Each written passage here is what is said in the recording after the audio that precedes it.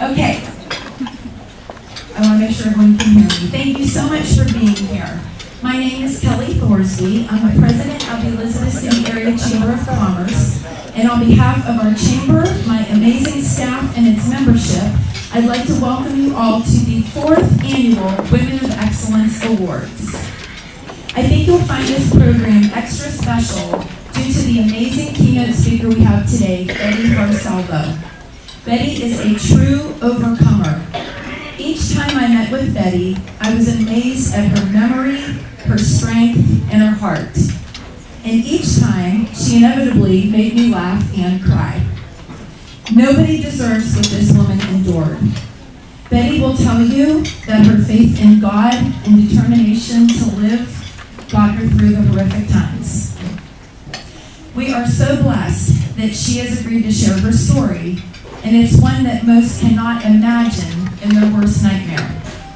But she has agreed to share it and to teach us some very special life lessons that she hopes each of us will remember and share with others.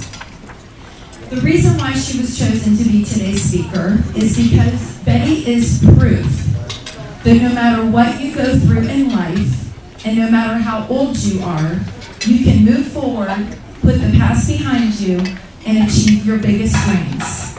Something I learn at Forest Park Church every week.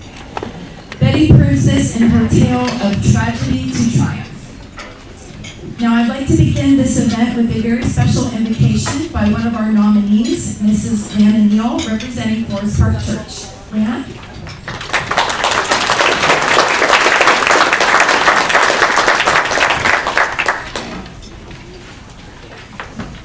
Good afternoon.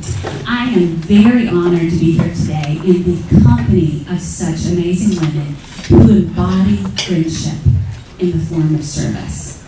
You serve your family, you serve your children, you serve your spouses, you serve your employees, you serve as employers, and you serve one another in friendship in the form of service.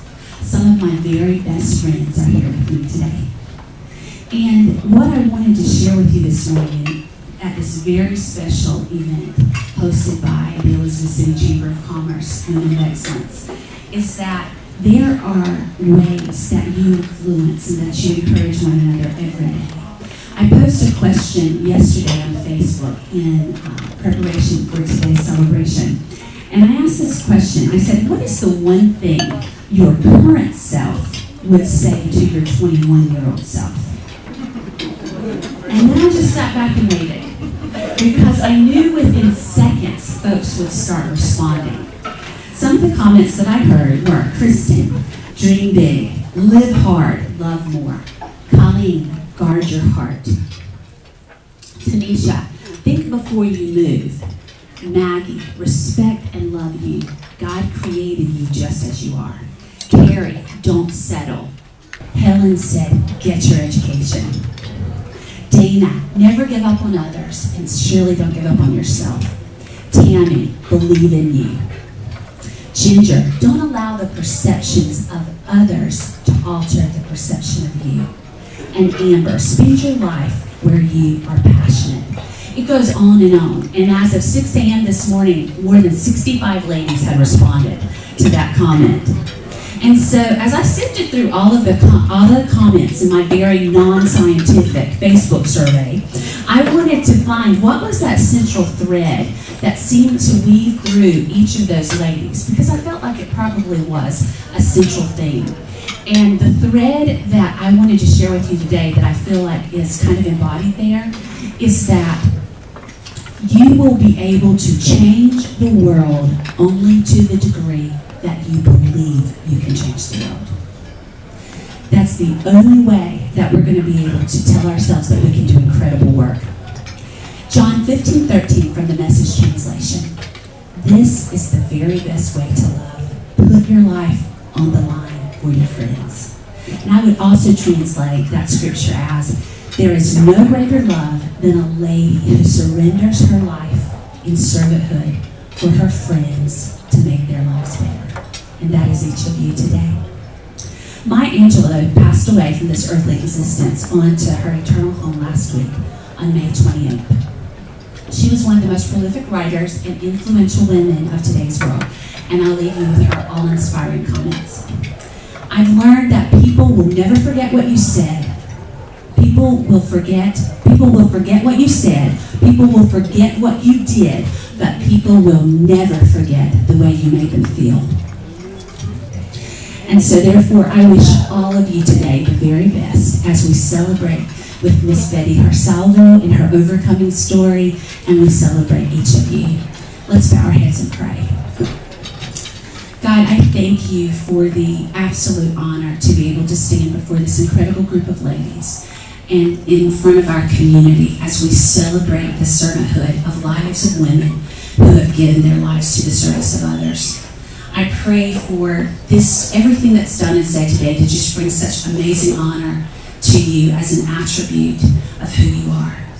I pray blessings on each of these ladies, their families, their work, and the things that they endeavor to do to leave every space a little bit better than where they found it. We thank you. In your precious name we pray and believe. Amen. Amen. Thank you.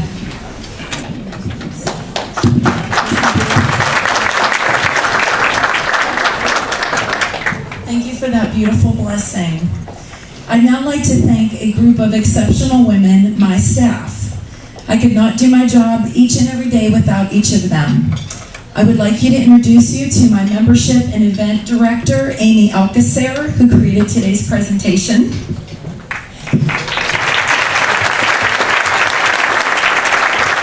Dana Soames, our admin and marketing assistant. My office manager, Holly Staples, could not be here today, so I'd like to thank the wonderful girls from Waterbrook, Dana Raven Smith and Jessica Matthews, for stepping up at the last moment. We have among us some important guests today I'd like to acknowledge. It's my pleasure to welcome several representatives of the city and county who have joined us today. Please stand to be recognized. We thank you for your service to the city and county.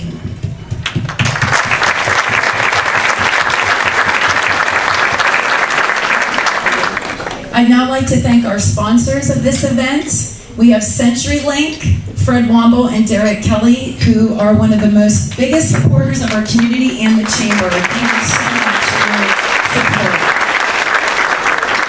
And it's now my pleasure to introduce our generous key sponsor, who's helped tremendously with this event, Gwen Bell from Shackley, independent distributor. Gwen?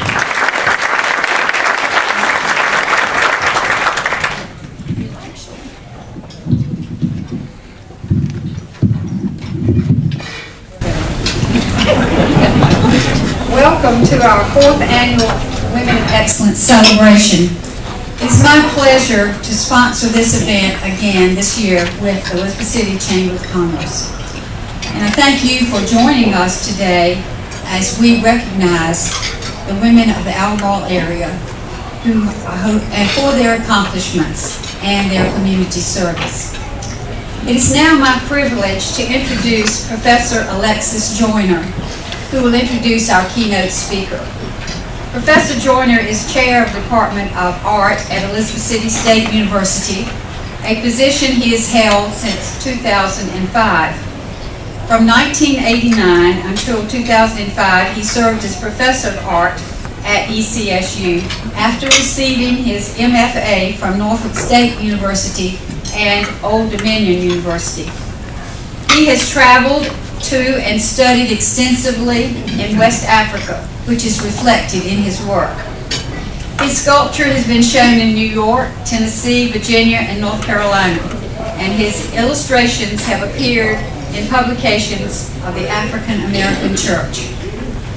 He has mentored many students over his years as a professor of art, studio art, and chair, one of whom is our guest speaker, Betty Salvo. His influence in the arts of our area is widespread, as many of you have appreciated his visual offerings at our own Arts of the Albemarle.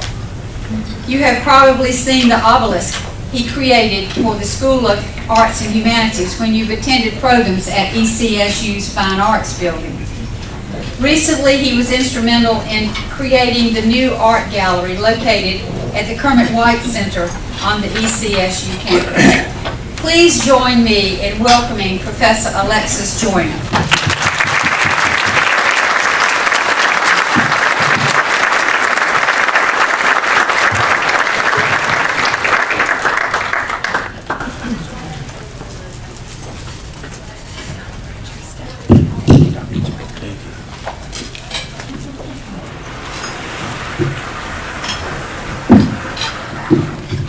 Thank you, Ms. Bell, for that wonderful and kind introduction. I noticed on the program, somebody gave me a PhD or some other degree of that nature. I'm a MFA, I have a Master of Fine Arts, so Mr. would be my appropriate title.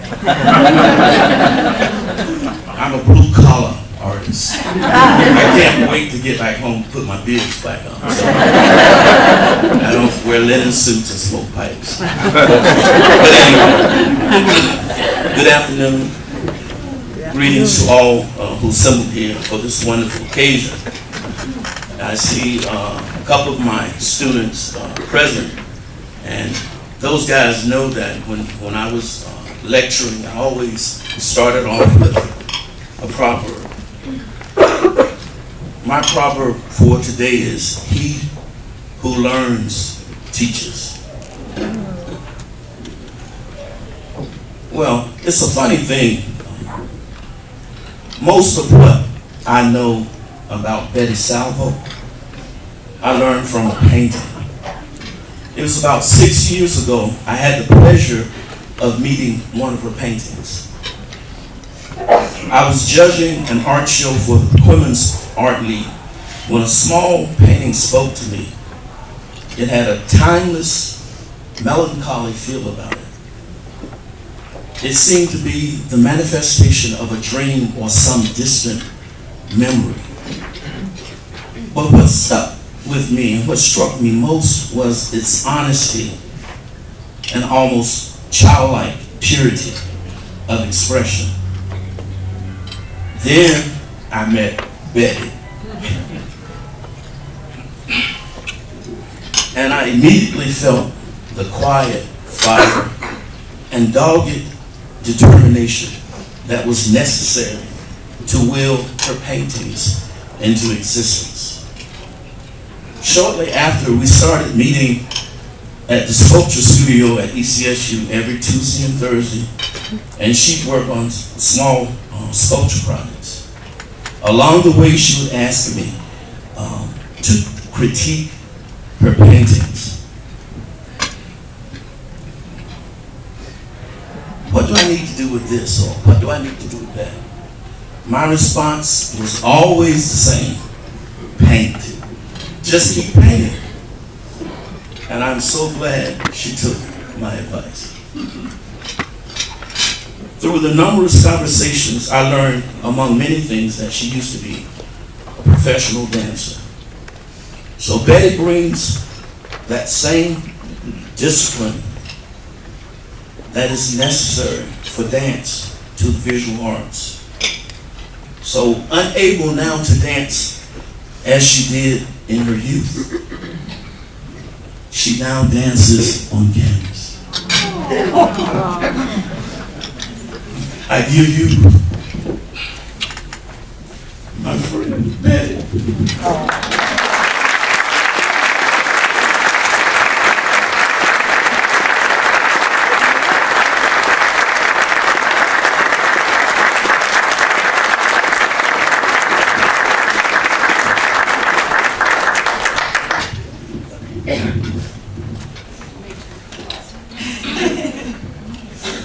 We can take a breather, Betty. That was beautiful. Thank you, Dr. Dorn. I'm sorry, Mr. Joyner. We gotta get the emotions out, huh, Betty? I was once told that if you wish to be remembered as a speaker, then you must say something funny. And there's nothing funny about today's presentation. I will share a personal story about Betty. I had heard Betty talk briefly at the Art Talk at Arts of the Albemarle, and I was captivated by her story. In March, I was serving soup at the food bank benefit at Arts of the Albemarle, and Betty entered my line for soup. And I said, "Oh my gosh, Betty Horsalvo, it's you."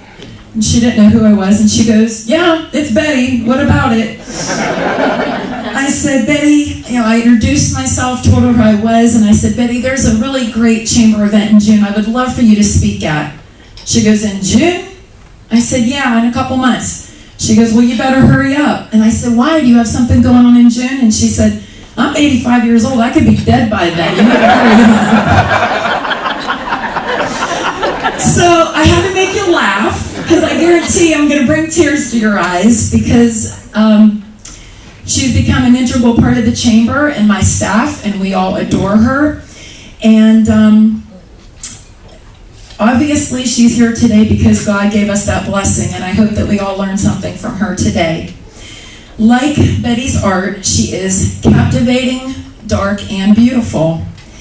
In the interest of time, we're going to conduct this portion as an interview so that no details are forgotten. Okay, Betty? Thank you, Kelly. Here, sweetie.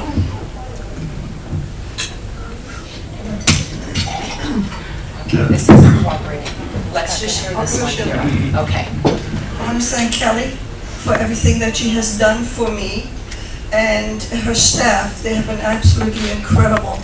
I want to say something very briefly about Alexis Joyner. Alexis Joyner has changed my life. Look at me crying, go away. He has got me really into painting, which the day that he was mentioning, it was more like a tryout for me. And then I started painting in earnest, and I paint every day. And because of Alexis Joyner, I also learned how to sculpt. And I said to him at one time, "What is it I can do better?" When he came into my class and looked at the work I was doing in sculpting, not in painting, but in sculpting. When he goes and says to me, that means you keep on going. And when he comes over and he says to me, "What do you think you're doing?" then you got something to worry about. These are not a few words, but I have learned an awful lot, and I wish I would continue with his classes, but regrettably, that is not to be now, perhaps just maybe God willing, for a very short period of time. I'm very honored to be here today, and I want to thank Kelly and her staff. What an incredible organization you have in this community. Who'd have thought? I mean, I really didn't know. I mean, I'm holed up somewhere in the woods, and between class and painting at home, I really don't intermingle too much with what's going on in this community. And it's wonderful for you people to come out. And lately I've been talking to 6th graders in schools, and that's how I finally wound up over here, because it is very important that they learn about the Holocaust. There was one little boy that really sticks out in my mind, and I received about 150 letters from these children that they had written to me. And my daughter has them now to pass them on to her children. And this little boy said, "You know something, at home they always talk about Jews. They always, by the way, when you say Jews, I can say that you cannot. Jews is not a very pleasant way of depicting us. You say Jewish people. Just a little hint for the future for you. But anyway, this little boy came over to me and he said, "You know, my parents always talk very, very bad things about Jewish people, about you Jews." And I said, "Then what did you say?" He said, "Well, I'm going to go home and tell them differently because I got to know you." And he wrote me a beautiful letter apologizing for his parents. I said, "Do your parents know any Jewish people?" He said, "No." I said, "Well, what they base their opinion on?" He said, "Well, I don't know." And that's a shame. So therefore, when I go to the schools, I just came out of Currituck. I did a session there that they didn't tell me about it, but it lasted from 8 o'clock in the morning. They said it was only going to be an hour, but it went on until 2 o'clock in the afternoon. And they gave me half an hour to lunch, during which time the kids had a chance to ask questions. Well, what I need to explain to you is when you talk about this, it's one thing. When you see it in the movies, it's something else. And when you see it in pictures of what people like me have gone through, it's something completely different than when you have lived it. And the reason I'm wearing this yellow star today is because during the war, when we were occupied, I lived in Holland, when we were occupied, we were have to wear this star. It was made out of cloth. And since I no longer have that, I make one up out of paper. But it was to identify us. It was simply to identify us. And I think the African American community over here will identify with what I have to say. they marked me. I was a marked person over there. So when I saw a soldier walking down the street towards me, and I was wearing a yellow star, I had to step into the gutter and let him pass. So I grew up with a lot of mixed emotions in my mind of what I was going to do as when I was growing up.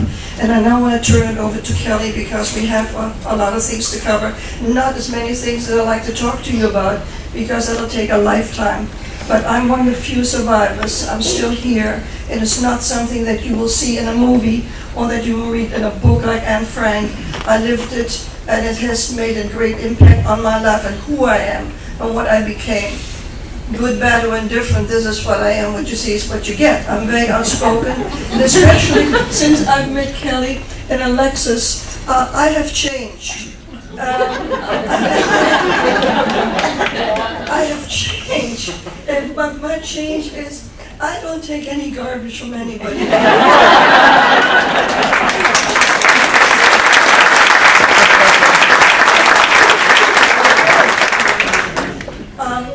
So Kelly, if you, yeah, I'm ready. Okay. This is why I have to play Barbara Walters, because she has so much to say. So now that I'm Barbara Walters, we'll begin our interview. Betty, you have so many amazing facets to your life that it'll be difficult to cover them all, but we'll hit on the main topics. You were born in Berlin, Germany in 1929, where you lived with your mother, father, brother, and sister. You then moved to Holland because your parents thought it was a safe place. But in 1940, Hitler came to Holland. Everyone went to Holland except your brother. Why? My brother didn't go because his teacher called him a dirty Jew, and my brother slapped him. He told my parents, and they were upset, so they sent him away with my uncles who were leaving for England. That small incident spared his life of so much pain that we endured. We knew there was a war beginning with Hitler's army, but we honestly didn't think it would affect us, but it did. How were you affected? In 1940, the Nazis invaded Holland. My father was a very successful businessman who was a designer and manufacturer of ladies' clothing. He even created a special coat made of army blankets made specifically for the Germans when they were at war in the winter at the Russian front. He also designed clothes for Saks Fifth Avenue, Lord & Taylor, and even Queen of Holland. My father employed about 200 people and was illiterate. Nobody knew. When guests came over, he would quickly pick up the newspaper to act like he could read. But my mother would have to turn it around since he was reading it upside down. So your father made coats to keep the German soldiers warm. That's ironic. Yes, I thought we were safe originally, but all of that changed. We started being segregated from everyone else. We had to wear a Jewish star at all times like the one I'm wearing today. But when we were hungry, I would remove my star and wear a crucifix around to blend in. I'd ride my bike on cobblestones with no tires to the local hotel who would give me food to share with my family. When I was lucky, I would find an occasional potato near the train tracks where they fell off a boxcar. I would gather this food and bring it home to my family to eat. The underground also gave us sugar beets and tulip bulbs. Tell me about your school. We had to go to an all-Jewish school. I remember a day when twin girls that were in my class certainly did not show up for class. I later found out that their father had shot and killed them, their mother and them themselves. This was to spare them from the Nazis. My teacher and piano teacher were both taken away by the Nazis and put into concentration camp. Shortly, there was no longer any school. What happened when you would encounter an SS soldier on the street? We'd have to walk into the gutters since we weren't allowed to share the street with the Nazis. One day, one came up to my friend Susie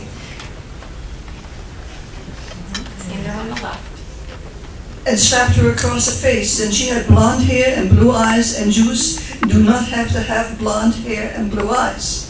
The Nazi said she was mocking them by wearing the star, since she looked like a German but was Jewish. Weeks later, she and my other friend in the picture were both captured and sent to Bergen-Belsen concentration camp, where they died. Betty, I'm so sorry. That's Betty in the middle, by the way. But your father still had his successful clothing factory? Yes, for a while, but then my father's factory was taken over by an SS commissar. His name was Mr. Plunker. Plunker did not know how to run my dad's factory, so he had to keep my father around so he could learn the business and not have to go to war in Russia. Plunker used my father and told him that it was time to leave. Where did you go into hiding, Betty? We were in different places. They were all dangerous. We lived with about 30 people first time, but my mother and I heard a loud noise that scared us. It was a Nazi throwing a woman in a wheelchair down the stairs. They then took the woman and her family and threw them in the back of the truck, and we feared for our life. That is when we first went into another hiding place. The Dutch underground made arrangements for us to go to another place where we hid under floorboards hidden by a rug when there was a raid. But we left there because the homeowner's daughter was a terrible alcoholic. She hated hiding us and pointed a gun at my father in a drunken rage, so it was no longer safe to be there. And finally, we had to live with my father's mistress, Dorothea, who was one of his fashion models and a double agent for the Germans and the underground. My mother knew they were involved, but we had to live with her in order to survive. That had to be very stressful. How did you get caught by the Germans? My father's best friend from Poland, Mr. Lieberman, who my father kept in touch with through the underground, turned us into the Nazis and told them we were hiding to spare his own life, and we were found. What happened to Mr. Lieberman? But once the Nazis got the information out of him that they needed, they killed him and his wife anyway. He was of no further use. We learned of this by listening to a little illicit radio given to us by the underground.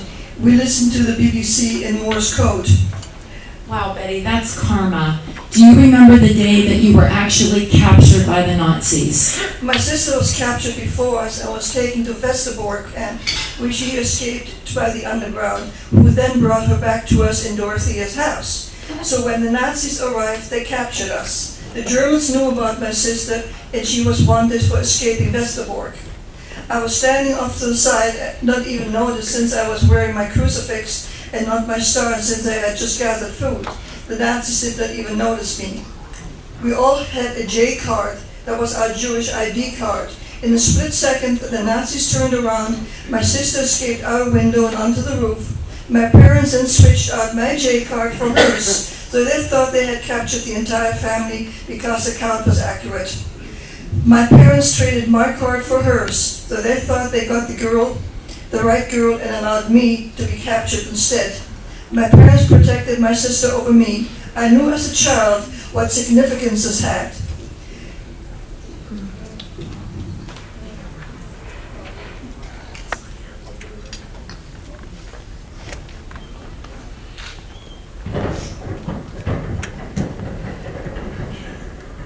My own parents literally traded my life for my sister's. They valued her life over mine. I knew what was in store for me, and what they did for my sister to protect her from the horror to come.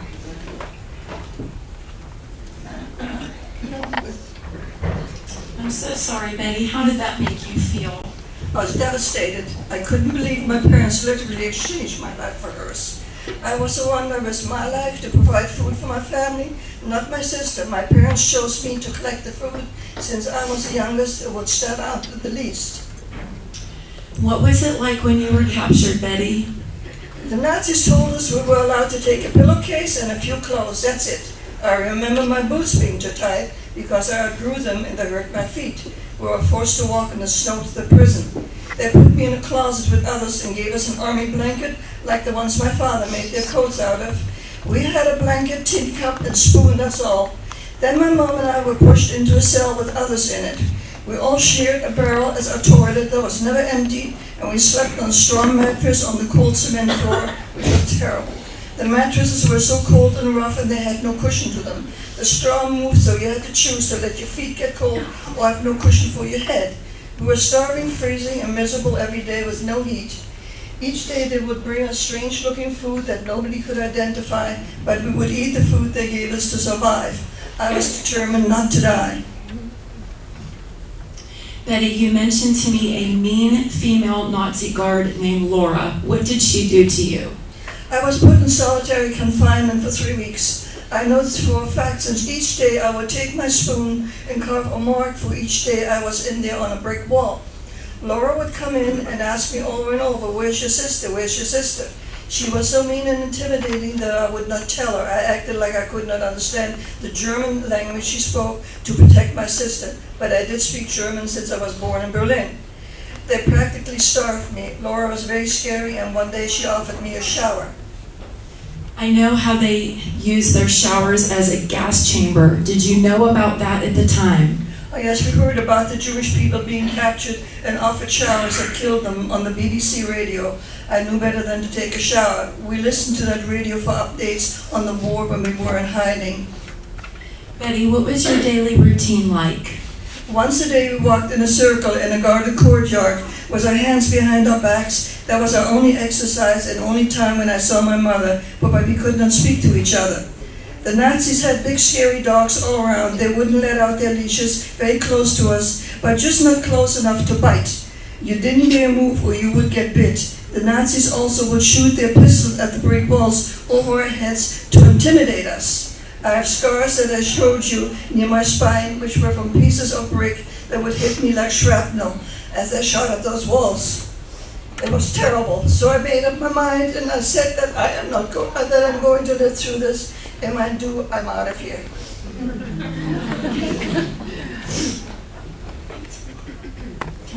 So Betty, you lived like this under the German occupation from 1940 to 1945. Then what happened in 1945? The war ended. We were saved by the American and Canadian armies, and Holland was the last country to be liberated. I was reunited with my mother. We walked over dead bodies, and I acted like we didn't even see them. When we were reunited and freed, she never even hugged me or talked to me. Betty, what kept you going each day? I refused to die. I felt that there was a higher power looking out for me. I believed in God. I felt His energy around me. I loved music and dancing. I wanted to live my life. Jews were known to be pacifists, but I was not going to be like a cattle herd into a cattle car. I said to myself each day, I'm going to get out of here. If I had nothing to eat, fine. I don't eat for a day. I wanted to experience all life had to offer. And what did you learn after the war was over? After the war was over, we heard that people were being rounded up all over and put into camps. We learned that the Germans were making bar soap from the fat of the flesh of the dead people. We also learned about the horrific human experimentations they did on the people. Medical experiments test on fetuses in the womb, and they also tested the ability to withstand freezing temperatures and shock. I also personally witnessed several assassinations. So then you moved to Canada. What was it like to be free? I was so happy to be free, but I did not want to stay in Holland. My only thought was, I'm getting out of here, so I met Sam. I married Sam. Moved to Canada and got married at 17, and I had my son. My parents forbid me, but I didn't care. I left. So you were finally happy? Not entirely, but I was so happy to be free. I came over on the Queen Mary ship, which was with a group of nuns and us war brides. I thought my life would then be perfect, but I was wrong. Sam moved me into a dilapidated home where we lived with my father-in-law, who was an alcoholic. He beat Sam's mother all the time. When the Red Cross came and saw my living conditions, they were so bad, with broken windows covered in paper and a skunk in the house, they offered to take me away from the horrific conditions of the home and take me back to Holland, but I refused. I lived there for 2 years, but then suddenly my husband Sam left me alone to raise my son. I didn't know what to do, but I did make some good friends who were all into dancing, so I decided to try it. And what did you do when you discovered dance? I took dance lessons with my new friends and joined a dance travel group that we performed all over the world. We were in Africa, Brazil, we were everywhere. So when you stayed in Canada, what was that like? Very hard, but I had my dancing. I stayed in Toronto with my baby. After Sam left me, I had a job while raising my son that paid $6 a week cleaning shelves in the cigar shop. I had to pay $7 a week in rent. So I was broke and a single mother, but I refused to take a dime from my parents. I wanted to do it all on my own. I didn't get along with my parents. I felt like a hypocrite to take something from someone that I didn't like. Well, how did the dancing make you feel? I loved it. It made me feel free to express myself, spend my time teaching, performing, and traveling. I liked it so much that I decided to take up acting, so I tried for a role and got it. I then moved to New York to pursue acting. Also, I was getting older and thought, how long can you dance? And did you get any good acting roles? Oh yes, I got my SAG card, that means Screen Actors Guild card, and made movies with great legends such as Jackie Gleason, Anthony Quinn, and the late great Mickey Rooney. What was it like acting with these great legends? Mickey was absolutely wonderful and a very kind man, and I was sad to hear that he just recently died. And why did you leave show business, and what did you then do? I met my current husband Chris and had my beautiful daughter Elena. I wanted to try something I could call my own, so I started my own television production company called Innovision that created over 56 documentaries in New York. I wanted to be an entrepreneur and do something I could call my own, so I succeeded. One of my most successful endeavors was for an organization called Orbis. Tell me about Orbis. I was hired to fly to Jamaica to create a documentary on an organization still in existence today called Orbis. They were a team of doctors that traveled the world curing the blind on an airplane. President Reagan even wrote me a personal letter about it. I was also the host of a TV magazine show. I was named in the Women's Entrepreneur magazine. I worked for the CBC. I managed a huge New York mall and organized fashion shows. Betty, I'm so glad you finally found things in life to enjoy. We can't. I'm sorry, sweetie. Betty, we can't imagine the horror you've been through. What life lessons can you share with us that you've learned? Water.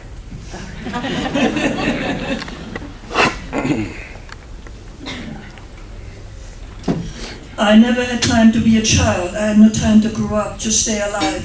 And when you get older, you do things you should have done as a kid. So I did my dancing, acting, and now art. It was my catching up time. I know the value of good people.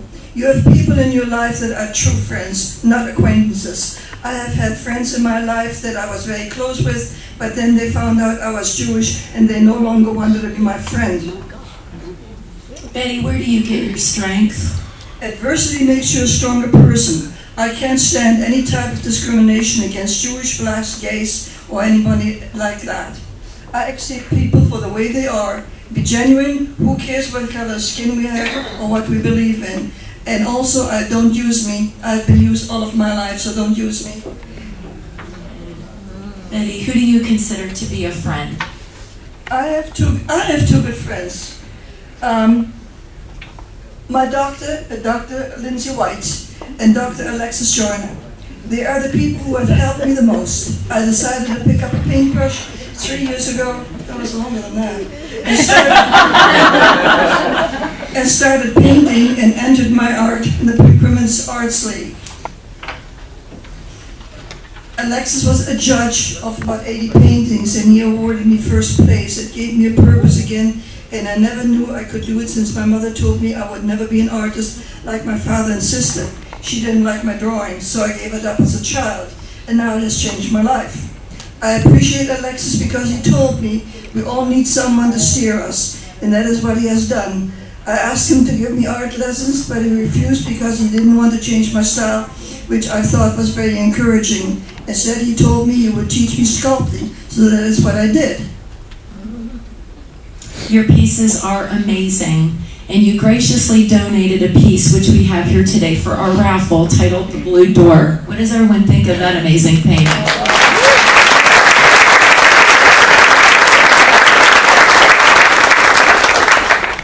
We greatly appreciate that, Betty. Tell me about your artwork and inspiration. I believe that things happen for a reason. To meet Alexis to start painting, my paintings are not like others. They have dark colors, dark themes, and are not bright colors and happy pictures. When I try to paint flowers in bright colors, I do not like it. It is not me. My art reflects the dark times in my life with the dark colors, but I have found a way to make beauty in that through my art.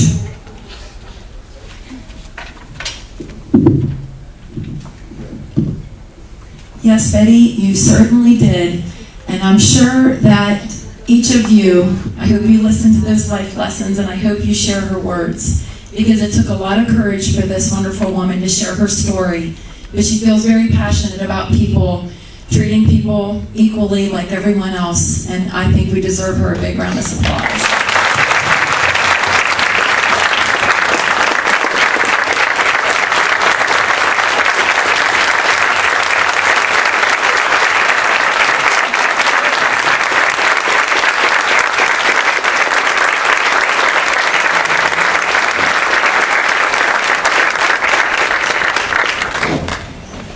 Betty, in appreciation for you being here with us today and sharing your story, we have some special tokens of appreciation from some chamber members. So first of all, you're going to get pampered by True Images Salon with Amanda Petty. Holly Korber of the Cool Pepper Inn is giving you an overnight stay at her beautiful bed and breakfast for you and a guest. And Gwen Bell has a special gift for you from Shackley, which she will bring up now. Not bad gig, huh, Betty?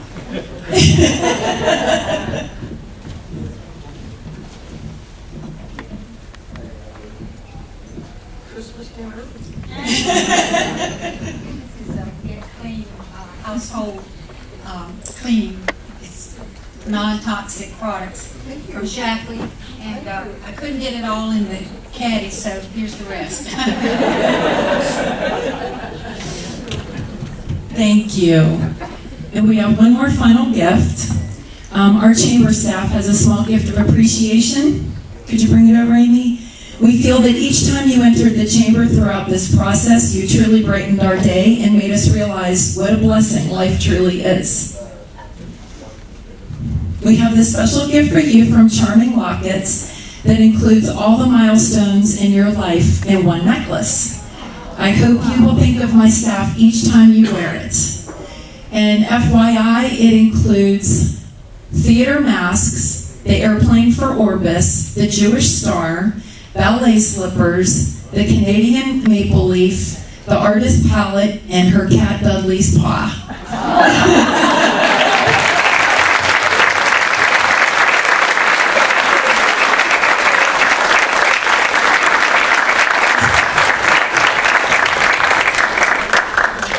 She said I should have brought Dudley. He would have liked this. Thank you so much, Betty. Thank you, Kelly. Thank you. You're a blessing to all of us. Beautiful, she is wonderful, a great organizer, and let me tell you something, she's one of a kind, one of a kind. Thank you, Kelly, for everything you've done for me. Thank you so very much, and your organization is incredible. Thank you. Thank you.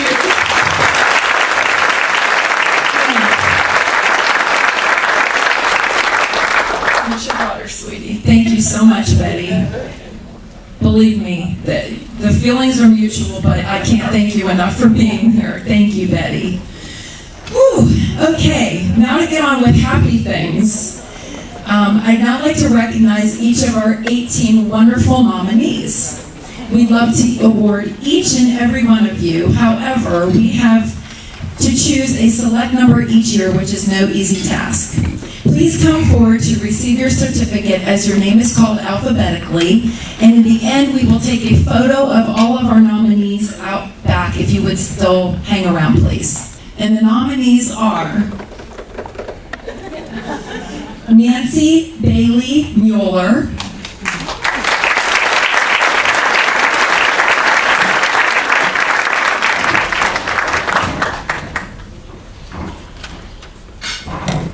Rebecca Cross, I'm not ready yet. okay, Oh, come on, Watson.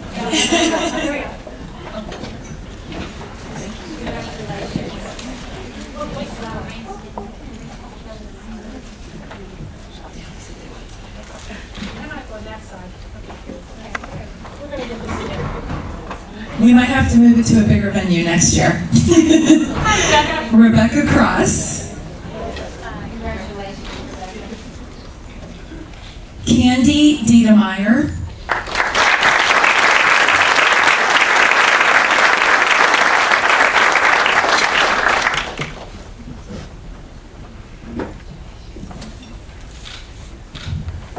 Hey.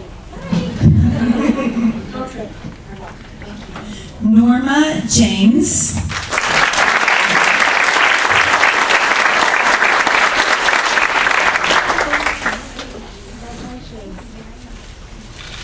Don't be sad, but you can get you one. Allison Jones.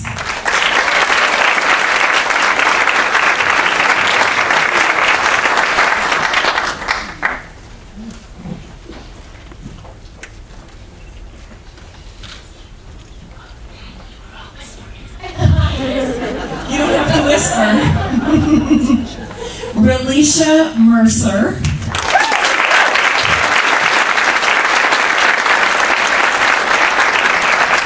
In a beautiful coral dress. Look at the new do.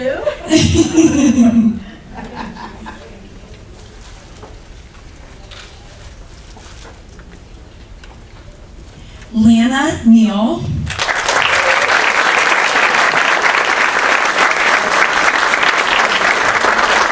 You did a Don't beautiful. talk me. Trust me, that's an accomplishment to outtalk our board chair.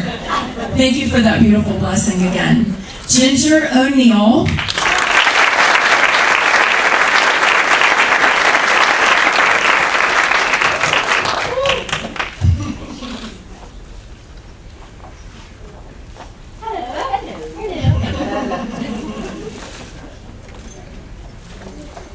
Jennifer Purcell.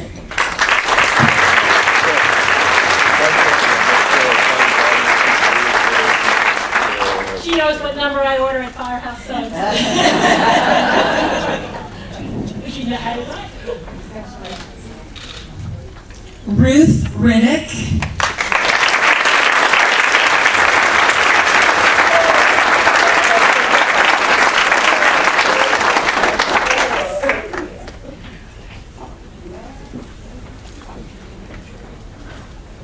These names are also on the front of your program as well as the presentation. Most travel. Carolyn South.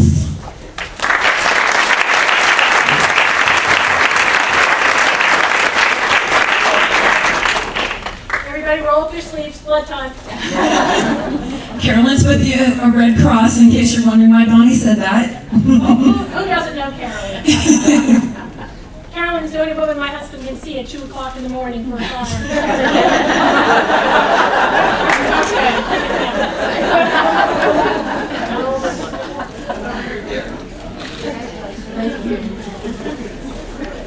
Gail Sonesso.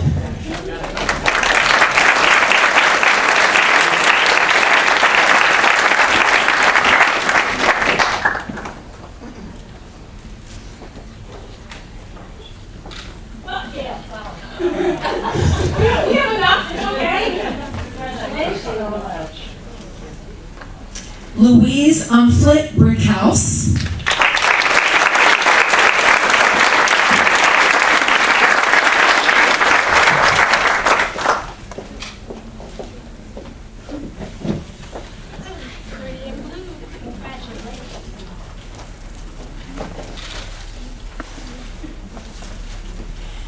Mary Walker.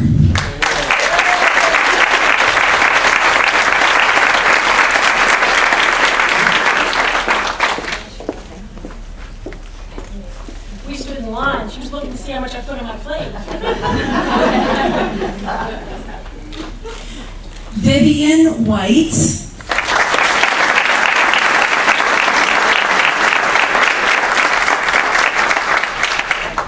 Are you tired or anything? Did you change jobs? Did you do something?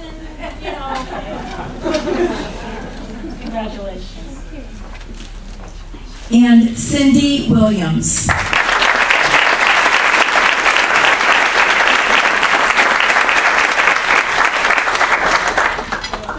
Cindy, I can count along that is better person. So here's your corsage. Don't worry. We are always prepared at the chamber.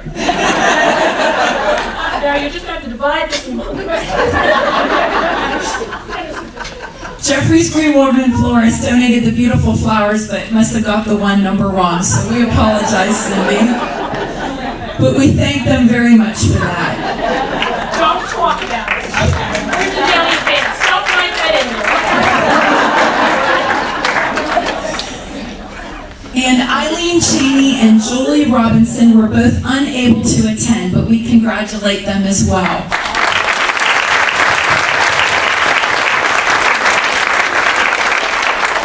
Thank you for that round of applause for these exceptional nominees, and thank you all for your service. Also, a special thank you to Paradise Treasures and More. She is mailing each of the nominees a gift certificate to visit her store and select a blouse of your choice.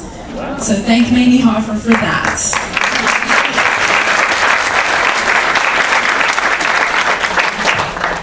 I'd like to thank all of you who nominated these exceptional ladies. After seeing the amazing women who have been nominated, choosing only 7 was no easy task for our committee.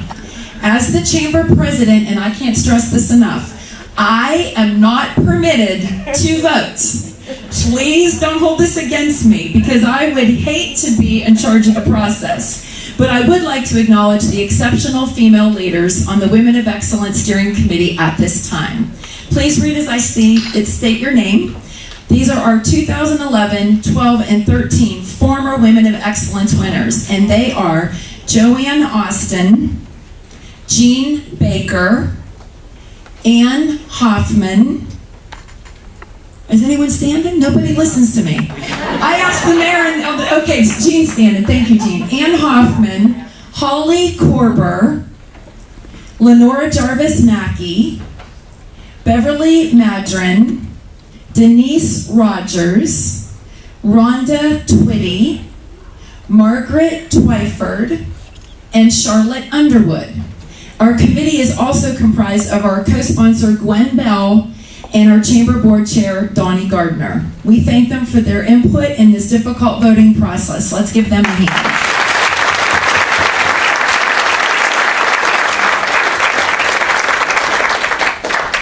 Okay, here's the exciting part, everyone. For our first recipient, I would like to ask the Honorable Mayor Joe Peel of Elizabeth City to come forward for the introduction.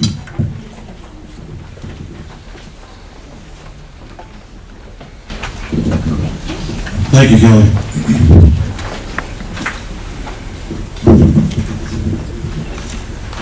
Good afternoon, everyone. As the mayor of Elizabeth City, it's my pleasure to introduce you to the person who runs our great community. Most people in our community probably think that the mayor and the council run Elizabeth City. But I know former Mayor Bell is here and he knows better. Other individuals believe that our city manager is responsible for running the city. But I'm here to tell you today that Mrs. Vivian White is that responsible person. Vivian makes all of us look good in the public eye, and sometimes that's hard to do. Or should I say, usually that's hard to do. So let me tell you what some folks have to say about this woman of excellence. A longtime friend, Rick White, said Vivian has always been the smartest kid in school. Peggy Langley, a close friend for over 25 years, said that Vivian is a very dear friend and very good at everything she is involved in. Our city manager, Richard Olson, who's in Raleigh today, wants me to relay to everyone that the success that he has had in Elizabeth City can be directly contributed to Vivian. Most people do not know that our city manager is exceedingly spelling challenged. And Vivian somehow makes everything he writes sound intelligent.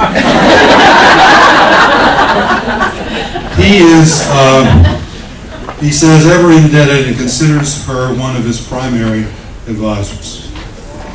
So what does the mayor have to say about our first woman of excellence? Vivian is a strong person of strong faith. She's active in her church, which I believe gives her confidence, humility, and the calmness to face and address the challenges she encounters each and every day with a big smile. She is very smart, but she's also very analytical. She reflects on and learns from each of her life experience. And finally, Vivian is a person who sets very high professional standards for her performance. Now, all those things are important, but they're not sufficient for this recognition. What sets her apart most, what distinguishes her, in my mind, as a woman of excellence, is that she is a servant leader. She comes to work every single day to serve other people. Whether that's trying to advise the mayor and keep him out of some ditch, or helping a person who can't pay their electric bill, or responding to an angry citizen on the telephone, or finding some information for a colleague. She not only has the time for all of this, but makes each and every one of us feel like we and our issue are the most important thing to her. It is indeed an honor for me to present this award to Ms. Vivian White, the heart of Elizabeth City.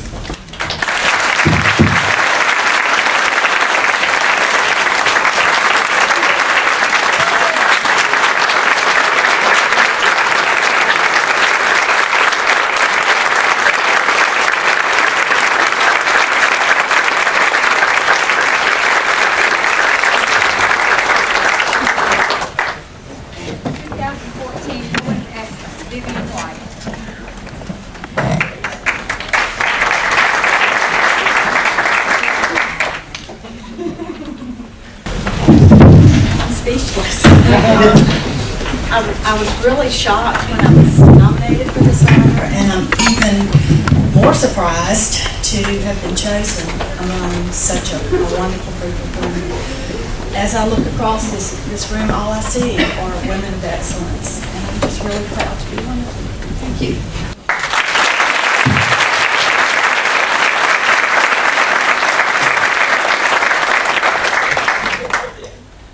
Congratulations, Vivian. Next, I would like to invite Daryl Cross of City of Elizabeth City to join me for our next recipient.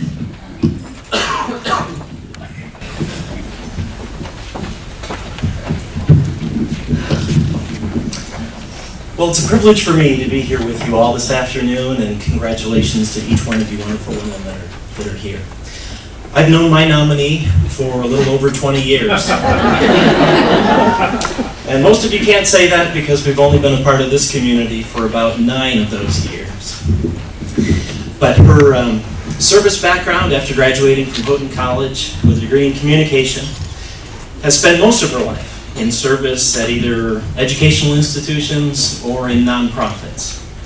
So she is a person who is committed to building relationships with businesses and with people.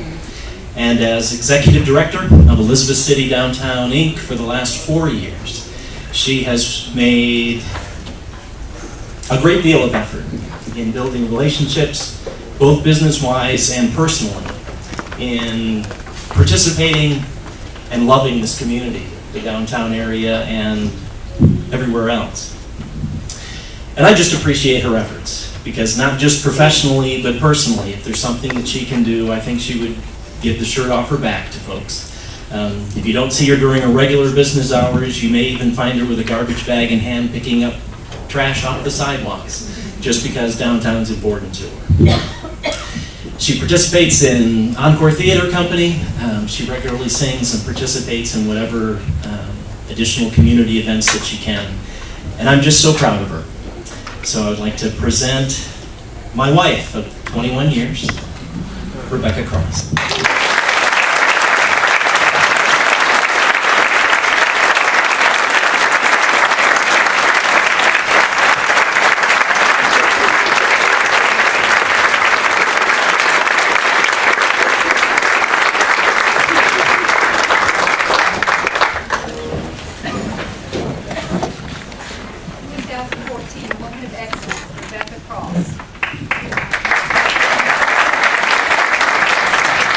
I'm going to make you sing for that reward. How about that?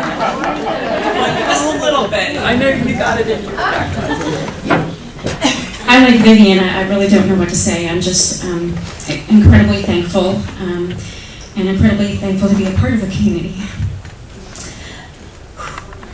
which is full of people that are like all of you in this room, who we are all givers and love this community and are willing to give and sacrifice, and all of us do. So thank you. I really had nothing prepared to say. I'm just so humbled and honored to be affiliated with all of you wonderful women and people in this community. So thank you so much for this honor. I appreciate it.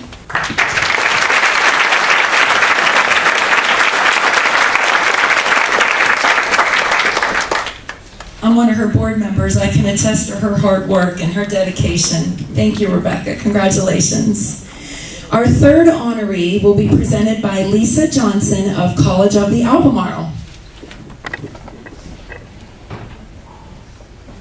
who also serves on the Chamber Education Committee.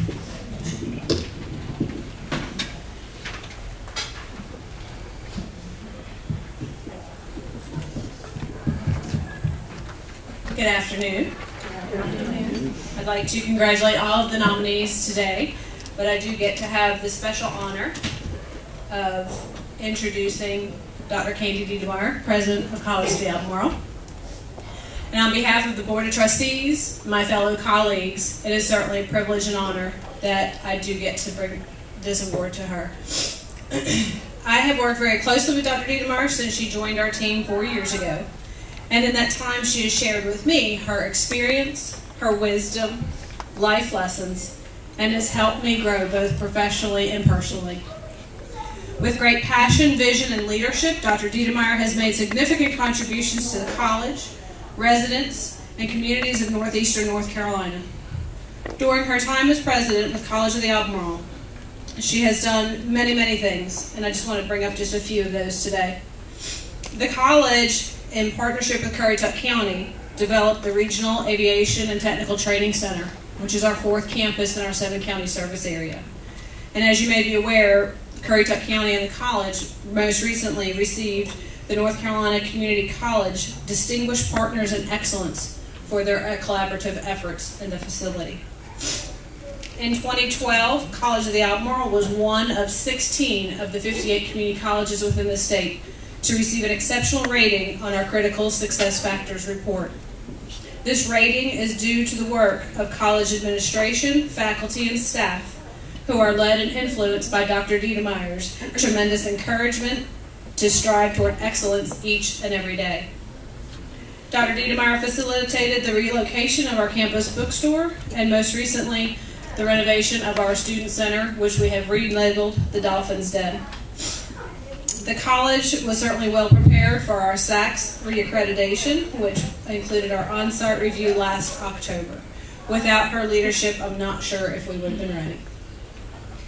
Dr. Candy Diedemeyer is a woman of great integrity, passion, encouragement, faith, and influence, who leads COA with an ambitious strategic vision for growth and success. Because of her leadership, we will continue to serve the residents of northeastern North Carolina by expanding our programs of study in order to continue to impact the economic growth of the region, and by developing relationships with community businesses, agencies, COA alumni, and individuals to cultivate, affirm, and solidify passionate supporters of our thriving local community college. Dr. Candy Diedemeyer.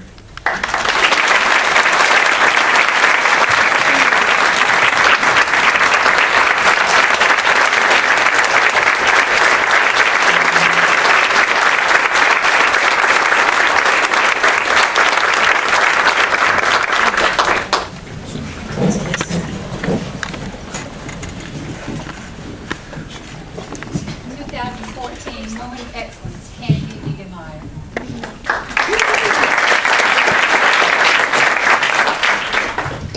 Well, good afternoon, and thank you so much to the Chamber and to the folks who nominated me. I really appreciate it. I'm really not sure what to say. I usually have everything written down here, but I am good on my feet, so here we go. I look at all these beautiful women and the talent in the room, and I'm really humbled to be among the ladies who are nominated today, truly. And I appreciate the last 4 years of my life more than anybody can really recognize. I have a tremendous team sitting over there. You guys stand up, because this award is for you.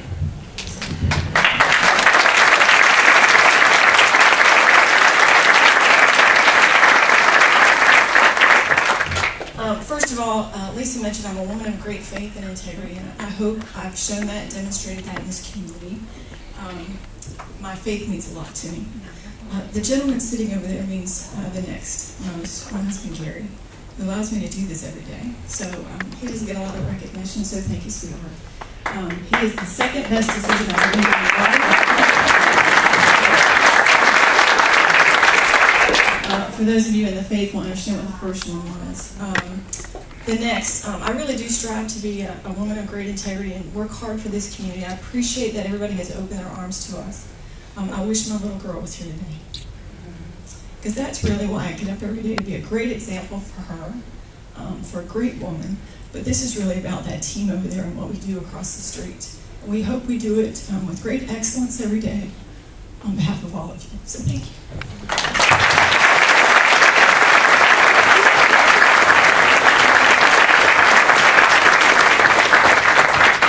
Congratulations, Candy. Our fourth honoree will be presented by Hilton Barrett, Board Chair of the American Red Cross of the Greater Albemarle area, and my next door neighbor, who always looks out for me, so thank you, Hilton.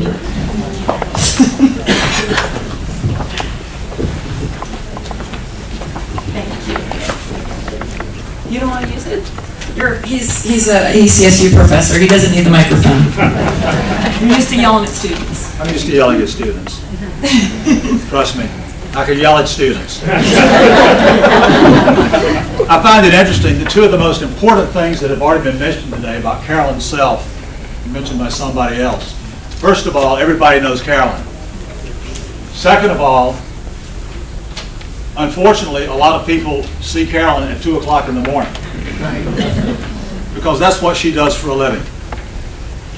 Carolyn Self has been with the American Red Cross for 22 years and executive director for 16 of those years. From July 2013 through April 2014.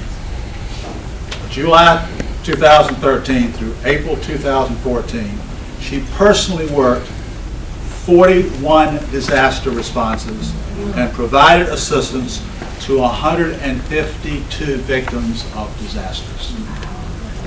This is a woman who gives to the community. Carolyn has managed the growth of this chapter from 4 to 9 counties. The chapter covers nearly 4,000 square miles and is the largest chapter in the state of North Carolina.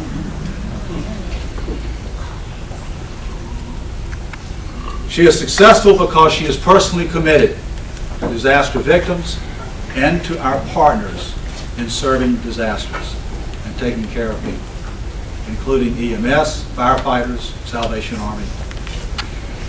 She works with other nonprofits. She understands the concept of collaboration. She understands the concepts of connectivity.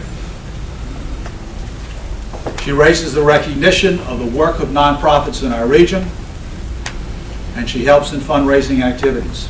She is a team player. The word team is on her forehead right there. You may not be able to see it, but it's there.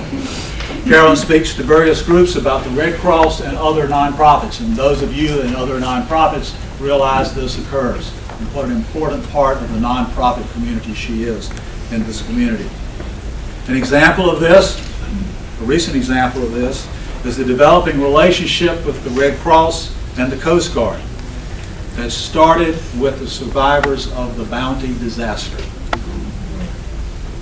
In fact, because of that, she heightened the awareness of the Coast Guard in Elizabeth City on national television. So we have that to be thankful for as well, as bad as the situation was from a bad decision. She's also been active in local community activities and is the past president of the Rotary Club. Carolyn Self is the persona of the American Red Cross in this area. She represented the Red Cross. She is the Red Cross in this area. And because of that, this is one of the reasons that the Red Cross has probably the highest brand equity. I came out of marketing and management. I'm a marketing guy. Red Cross has the highest brand equity of any nonprofit nationally in the United States. And I think we can agree that indeed we are recognizing today the brand equity that Carolyn Self has and brings to our community. Our congratulations to Carolyn Self.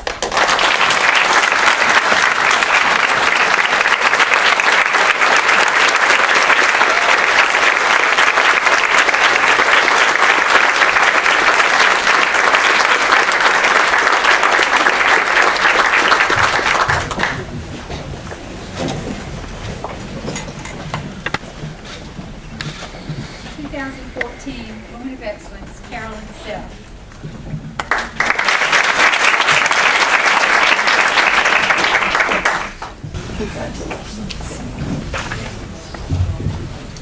22 years ago, I came to the American Red Cross here in Elizabeth City, and all I wanted to do was to make things better for people whenever I could.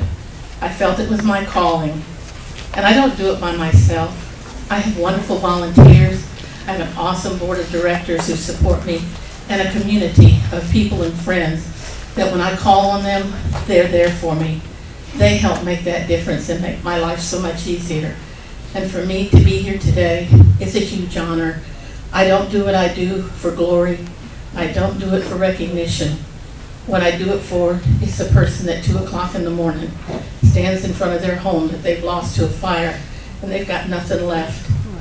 And I help them. I take care of them. And as I walk away from them, they tell me, God bless you. We are so thankful you're here. That's why I do what I do. So an honor like this for me means a lot, because it means that I'm serving my community and that what I'm doing is making a difference every day. As you know, recently we worked the tornadoes. We're still working with our clients. There's going to be many years before they're back to where they need to be. But every one of them I met with has said, thank you for the American Red Cross and what you do. And I do it because it's what I need to do. And so thank you today for this wonderful honor. It means so very, very much to me. Thank you.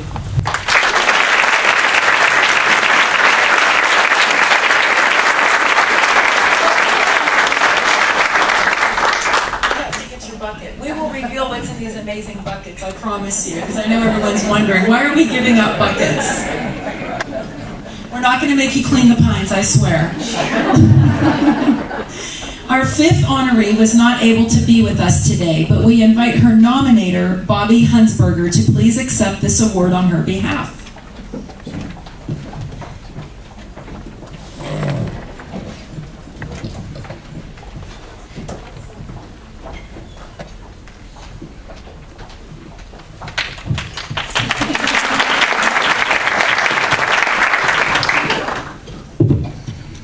It's a real honor for me to be here today and to accept this recognition on the behalf of Eileen Cheney. I've known Eileen for about 22 years through her participation in the Hope Group. She was not able to be here today because 3 weeks ago her sister died and left a son who has Down syndrome. A young man who's very much loved by the family. So she and her 3 remaining sisters made a pact that they would spend time with him so that he could be transported to his work. So when I heard that Eileen would be nominated, I tried to persuade her to maybe change this, get her sisters to substitute for her. She said, oh, Bobby, this is such a wonderful honor. And she said, let me sleep on it, and I'll call you in the morning. So she called me in the morning, and she said, Bobby, she said, I prayed about it, and I realized my answer. God gave me an answer. He said, a woman of excellence keeps her commitments. But let me tell you what commitments she has had to this community. I think that Eileen Cheney exemplifies the ideal and spirit of true volunteerism through her compassion and her caring. She seems to have more energy than most of us, but she contends that it is through her volunteer work that she is energized. She says she gets back much more than she gives. So now I'll begin with, and I do get a little exhausted when I realize all that she does. She is on the go every day of the week with several different agencies and institutions. Included in this list are the Community Care Clinic, the Albemarle Food Bank, where she was the recipient of the Mary Ann Kramer Volunteer of the Year Award in 2013. She is a volunteer for the Pasquotank Elementary School Host Program, where she tutors children in reading. She is a Red Cross Blood Mobile volunteer. In addition to those activities, she visits nursing homes, and she practically adopts the person that she visits, bringing them fresh flowers from her garden.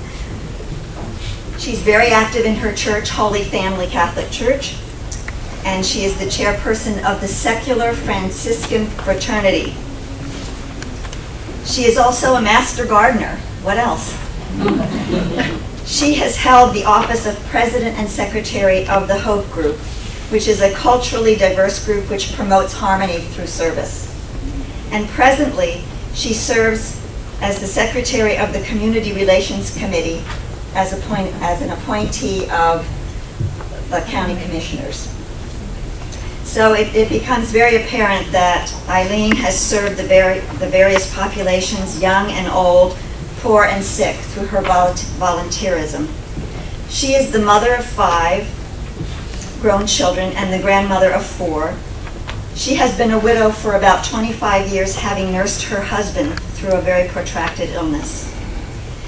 It's well known that many city volunteers were dependent upon her and appreciated her conscientiousness in her 19-year career in risk management. So I realized that after I read through all of this, that maybe the 2 weeks she is now spending in Weston, West Virginia, is giving her a needed, maybe a special kind of rest and vacation. I think she enjoys her nephew, and I think it also gives her some time to read and just let go, because every day of the week she's on the road and you probably bump into her. Thank you very much.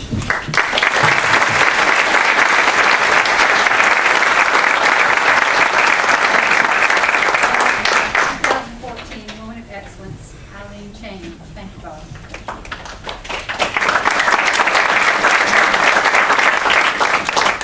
For our 6th honoree, I would like to ask Margene Curtis of First Class Travel to introduce our next recipient.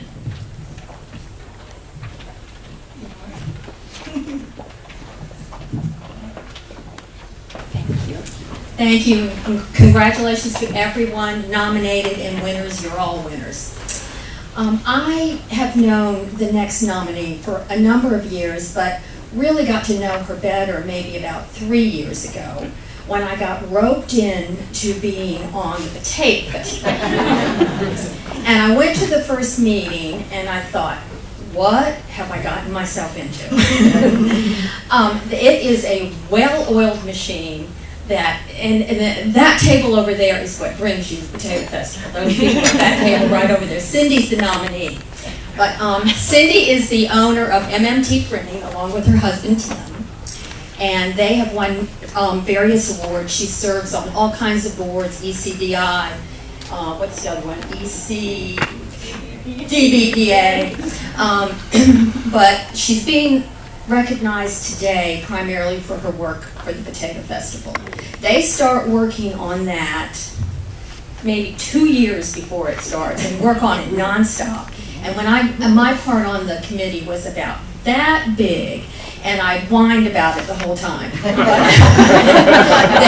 Cindy has to do things like explain to merchants why, even though we're closing the street in front of their business for 3 days and no one can get there, this is going to be a good thing for them because it's going to bring a lot of people and a lot of business and a lot of money to Elizabeth City.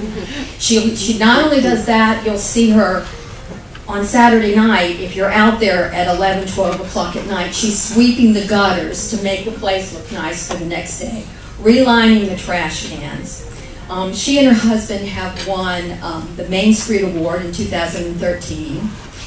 She works tirelessly for our community in many, many ways that does not benefit her business at all. In fact, it must take away from it because she has to spend so much time on the things that she does that she can't make any money on it. It's just amazing to me. I think she's a true example of volunteerism in this community. She only does it to make things better for everyone else. And so I'm very proud that she's been nominated as the Woman of Excellence, and very proud of her and proud to know her.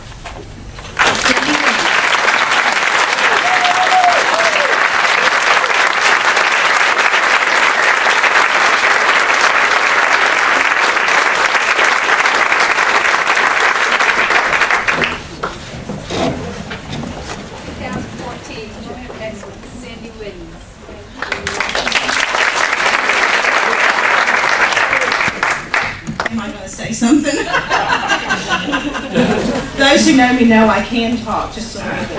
I really appreciate the award. I appreciate the group of women that are associated with this wonderful activity. I think we do it as a team, and as Arjean said, the people you see sitting there, along with, I can pick out volunteers at just about every table around this room, that it takes all of us, citizens of Elizabeth City, to give back. And that's what I think this award is about, is giving back, enjoying it, having a good time, whether you're sweeping that gutter or whether you're meeting for our first Potato Festival meeting yesterday for next year. It's about giving back and making it worthwhile for those here, your children, their friends, and making something that's good for our community. I really appreciate it. Thank you.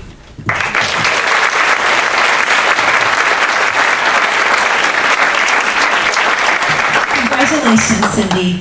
And finally, I would like to ask Angie Wills of River City Community Development to introduce our final honoree.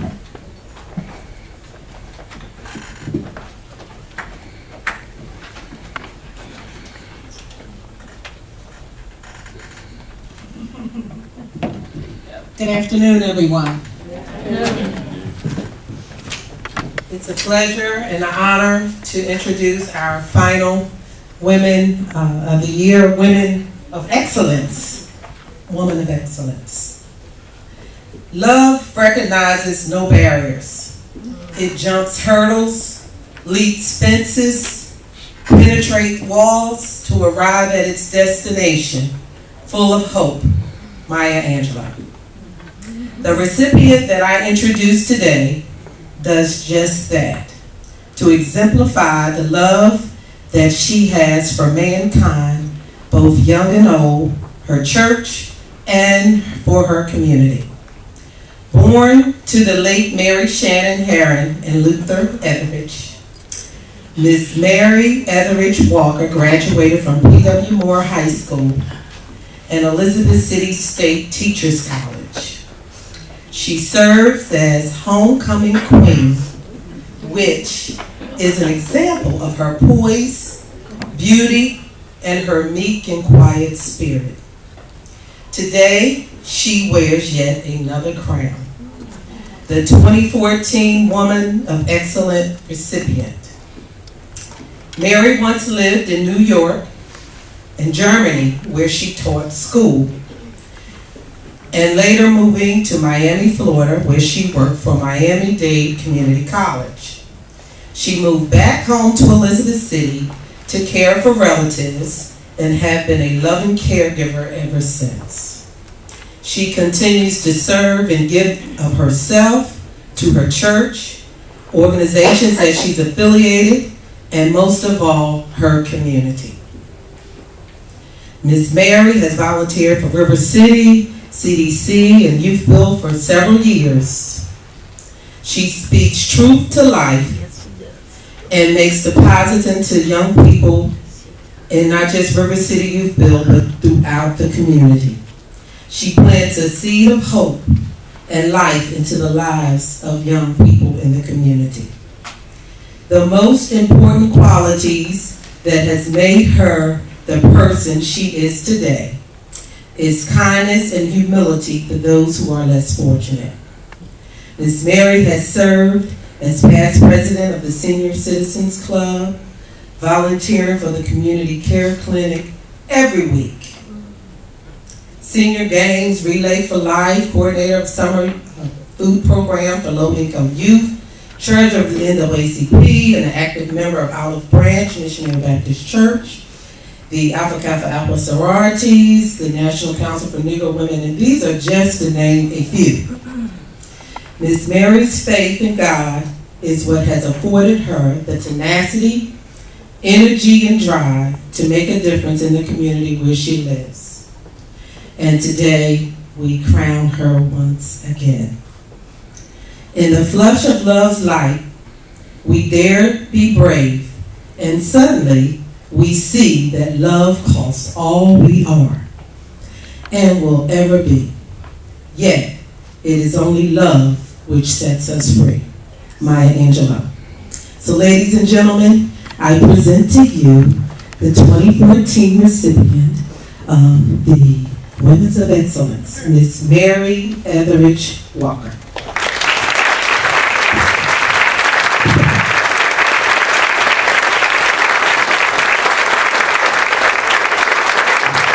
And I literally have a crown for this day.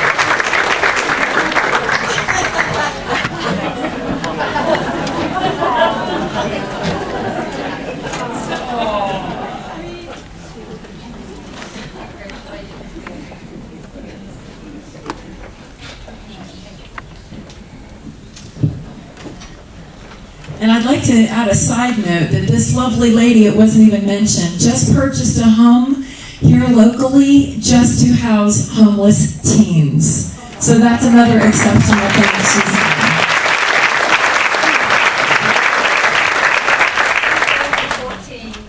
Woman of Excellence, Mary Walker.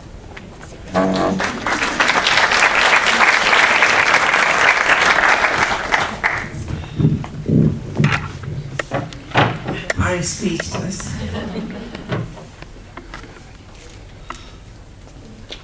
Well, you look good.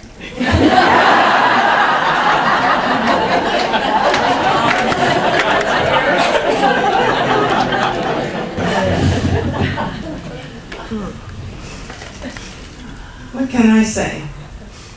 Thank all of you for nominating me for this award.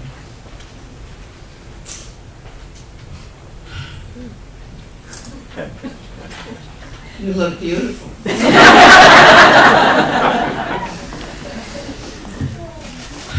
I am really surprised. Very, very surprised. And I'm very thankful and humble for this award. I just feel that I just really need to give back to the community.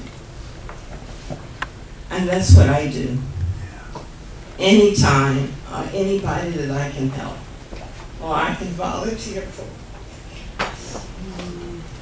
I don't mind doing it. I see so many faces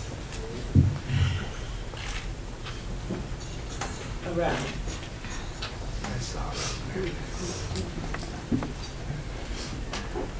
Thank you very much for this award.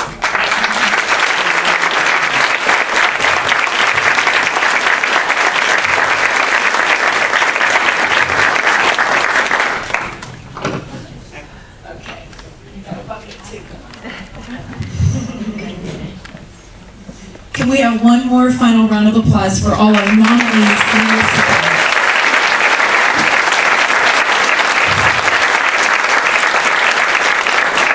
Congratulations to each and every one of our nominees and recipients. I'm sorry, I wanted to say before I'm embarrassed that when I got up I was emotional and caught off guard, and I did not thank the most important person in my life nominated me for this award. And so I just wanted to say that Daryl is the love of my life, and he's been my partner, and I'm just so thankful.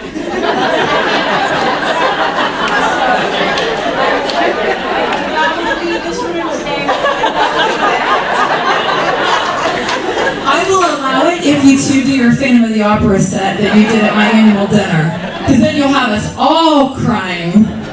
Thank you. That's fine. Thank you, Rebecca. I don't blame you because he nominated you and he's wonderful. Happy for you both. Winners, by the way, please stay as well as the nominees at the conclusion because we want to get all of your pictures out back, okay? I'm going to have my staff go around the room one more time to see if you would like any additional raffle tickets to purchase for Betty's painting. Please raise your hand and they'll come to your table. They are $5 each, or $20 gets you 5 if you would like that raffle. And what we're doing with the money is kind of cool. And Holly Korber, I got to give you credit on this one. She suggested, why don't we sell additional chances? I said, well, everyone's getting one.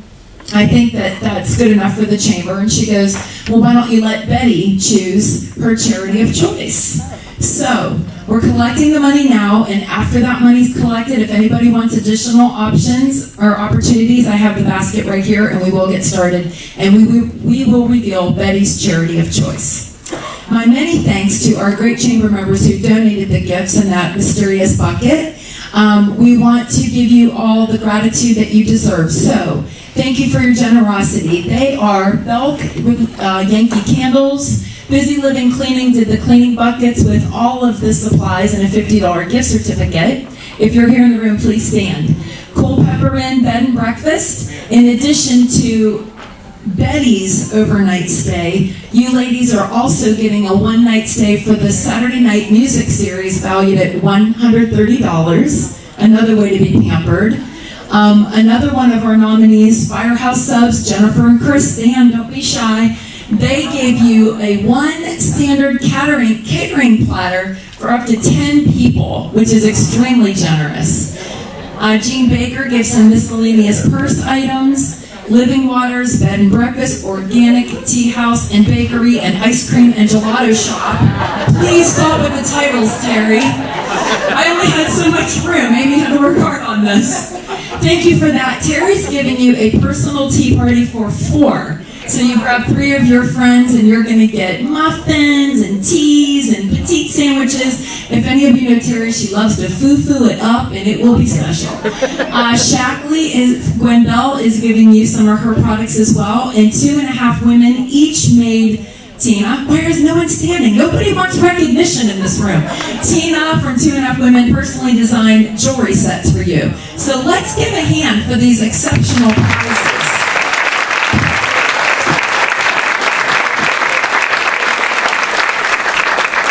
Okay, well, my girls are going around selling. I just want to thank you all for coming. This is a very special event that I look forward to each year.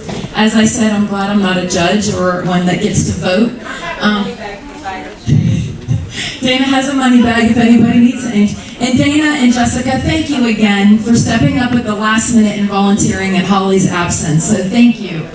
Another great volunteer in the community. Oh, Wayne is waving money at you girls. Does anybody else want this lovely painting? Betty, how old were you when you did this? Do you remember? Of course you remember. You know everything. 80 years old, picked up a paintbrush and accomplished this. You are amazing. So, any money collected for this is going to go to her charity of choice, which will be revealed in a second. Is your art currently showing at Arts of the Albemarle? It is showing at the Women's Arts. The Women's Arts. Arts of the Albemarle did have her paintings in there, a great exhibit. In Edenton? Yes, and there's a new rotation coming in for Oh, okay, and Arts of the Albemarle will be back. So watch your emails for that. If you're not on AOA's email list, get on there. There's great activities. Rhonda will attest to that. And we're just going to finalize with getting these together. But I just want to thank you once again, my generous sponsors. CenturyLink had to leave for a previous engagement, but we thank them. And Gwen Bell, thank you so much for helping us to put this event together and helping us each year with your generous sponsorship.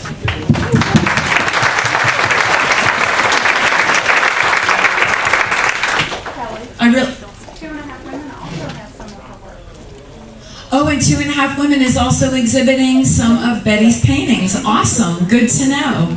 Well, I think while we're waiting, I think Daryl and Rebecca need to belt one out. I want to hear a love ballad while we're waiting on the sale.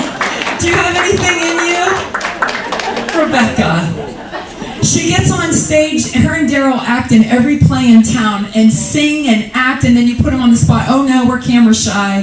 We don't want to get in front of a microphone, because I'm sure not singing after hearing you two at my annual dinner. Okay, is that the final?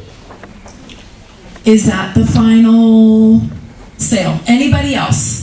Thank you all for your generosity. Thank you for purchasing a ticket. Thank you for being here and witnessing. Can we have one more hand for this amazing Betty Harsalvo?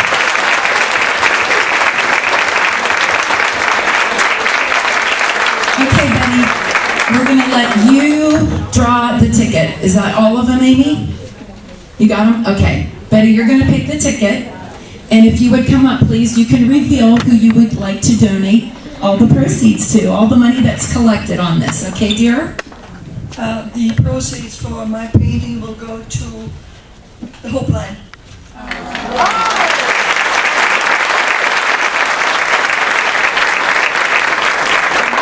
did you choose them, Betty? Because they're a very important organization. They're kind of working under the radar, but they're extremely important to, I would say, the majority of women. And from what I read in some of the newspapers, also some of the men are coming out of the closet and they're seeking help at the Hope Line. I worked as a volunteer for the Hope Line when I lived on Hatteras Island. There was a hotline over there based in Manio for 10 years, and I'm now affiliated with the Hope Line here and True Blood in Elizabeth City. They do incredible work, and if it wasn't for them, a lot of women would either be beaten to death or be having their husband put in jail. They do incredible work. It's a very worthwhile cause and a very important entity in this community and other communities. Please help them and be as supportive as you can to everybody who knows somebody who has not a happy life at home. Thank you. Thank you. Okay, sweetie. We're going to draw it, and we're going to get your tickets ready, everyone. Good luck to each of you. Someone's going to... Holly Corber said, wouldn't that look great at the Culpeper Inn, right in my lobby? I'm rooting for you, Holly. Okay, the number is 714-697. 714-697. It's not the Culpeper Inn. I got a 6, I'll take it. I got a 6, that's close. Seriously, nobody has this number? There were a few people that had to leave. Going once? Going twice? God, I hope you guys checked. 3 times you lose, Betty draws again. Okay, Betty. Got another opportunity. And this painting is valued at $1,000, by the way. Maybe I should have said that before we collected the money. Okay, the number is 714-689.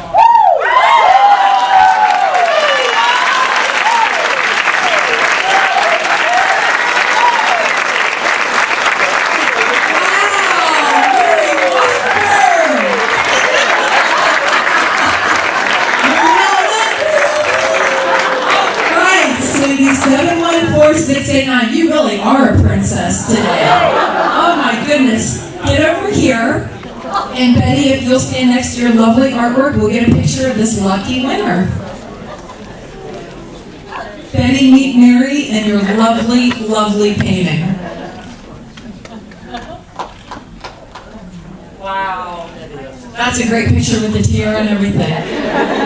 Did you get it, Sam? Are we good? Okay, congratulations, Mary. This is your day.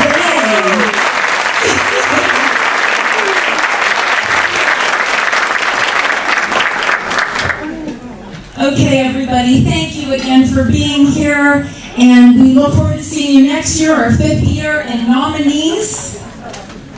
Oh, okay, thank you, Amy. My quick little additions experts added up the money, and we are now being able to donate $205, courtesy of Betty, to Albemarle Hope Line. Congratulations.